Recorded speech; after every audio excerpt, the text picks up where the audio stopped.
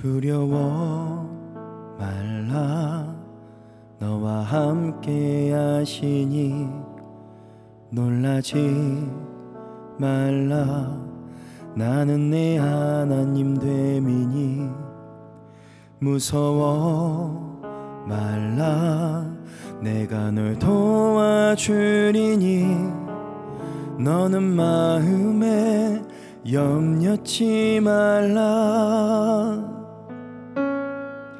내가 너를 굳세게 하리라 내 손으로 너를 꼭 붙잡아 주리라 내가 너를 의롭게 함이니 너는 마음에 염려치 말라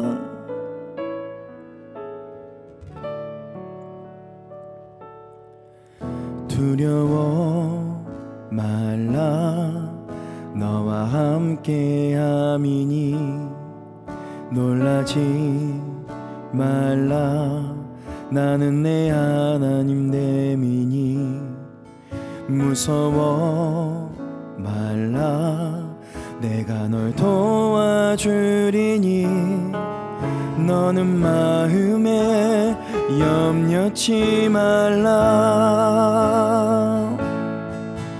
내가 너를 굳세게 하리라 내 손으로 너를 꼭 붙잡아 주리라 내가 너를 의롭게 함이니 너는 마음에 염려치 말라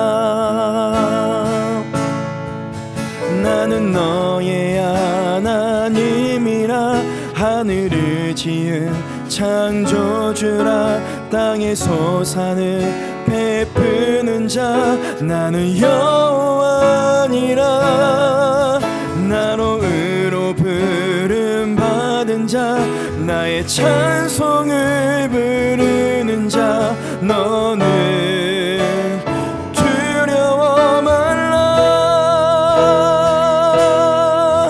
내가 너를 굳세게 하리라 내 손으로 너를 꼭 붙잡아 주리라 내가 너를 의롭게 함이니 너는 마음에 염려치 말라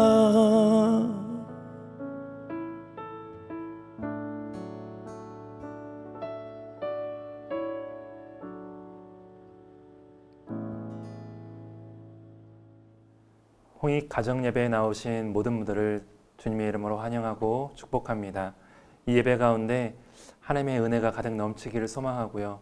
우리 가족 가운데 하나님의 놀라운 믿음과 은혜가 가득하기를 주님의 이름으로 축복합니다. 오늘 우리에게 주신 하나님의 말씀은 창세기 15장 1절에서 6절까지의 말씀입니다.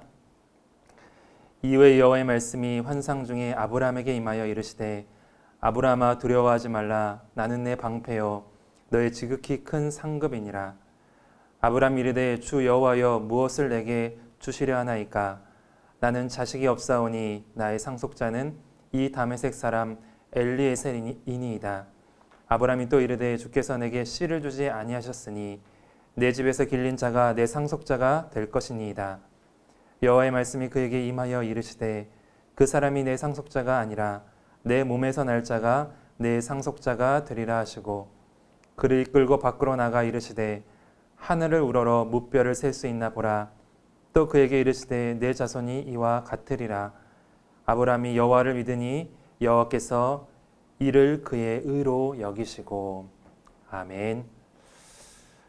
오늘 말씀은 이후에라는 말로 시작하고 있습니다. 그러면 창세기 14장에는 어떠한 일이 있었을까요?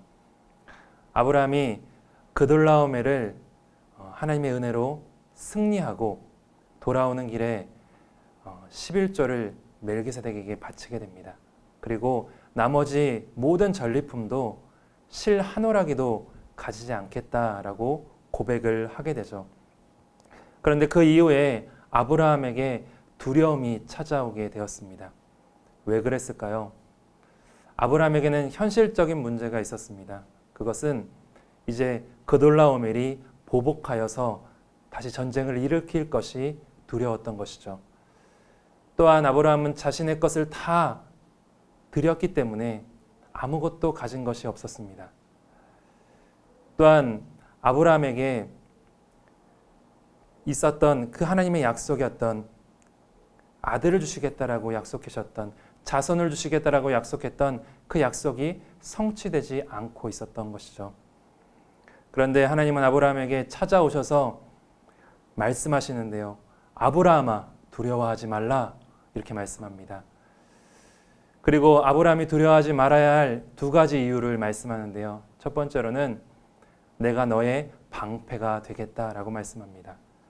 하나님이 우리의 방패가 되어주시면 우리는 어떠한 것도 두려워할 필요가 없다는 것이죠. 다윗은 이렇게 고백했습니다. 천만이 나를 둘러 진친다 하여도 나는 두려워하지 아니하리로다. 하나님이 우리의 인생 가운데 방패가 되어주신다라고 말씀하고 있어요. 그리고 또 이렇게 말씀하는데요. 나는 너의 지극히 큰 상급이다 라고 말씀합니다. 여러분, 가장 큰 상급과 가장 큰 복은 무엇일까요? 그것은 바로 하나님 그 자체가 가장 큰 상급이요 가장 큰 복이라는 것입니다. 바로 하나님은 모든 것 되시고 우리의 참 만족이 되어주시고 하나님께만 영원한 생명이 있기 때문에 그 하나님을 얻는 것이 가장 큰 복이고 가장 큰 상급이다라고 말씀하고 있는 것이죠. 그런데 아브라함에게는 여전히 의심이 있었어요. 그것은 바로 그의 상황은 여전히 불임의 상황이었고 절망의 상황이었기 때문입니다. 그래서 아브라함은 이렇게 고백을 하는데요. 내게 무엇을 주려 하나이까? 상속자는 다메섹 사람 엘리에셀입니다 라고 고백합니다. 아브라함은 인간적인 방법을 생각하게 돼요. 그것은 나의 상속자가 나의 종 엘리에셀이 될 것입니다 라고 하나님 앞에 고백했던 것입니다. 그것이 가장 현실적이고 이상적인 가장 인간적인 방법이었기 때문이죠. 그런데 하나님이 이렇게 말씀하십니다. 그 사람이 내 상속자가 아니라 내 몸에서 날 자가 내 상속자가 될 것이다 라고 말씀해 주시는 것이죠. 우리 여기서 알 수 있는 사실이 있습니다. 하나님의 생각과 우리의 생각은 다르다는 것이에요. 하나님의 생각이 우리의 생각이 되길 간절히 소망합니다. 하나님의 생각이 우리의 생각이 되고 하나님의 마음이, 하나님의 비전이 우리의 비전이 될 때 우리 가운데 하나님의 놀라운 일들이 임하게 되고 하나님의 일하심과 하나님의 기적의 역사와 하나님의 능력의 역사가 우리의 삶 가운데 일어나게 될 줄 믿습니다. 우리 홍익의 가족 가운데 그러한 은혜가 있기를 주님의 이름으로 축복합니다. 그리고 하나님께서는 아브라함의 그 불신을 깨어뜨리시는 장면이 오늘 본문 가운데 나오는데요. 어떻게 하나님은 아브라함의 불신을 깨어뜨리셨을까요?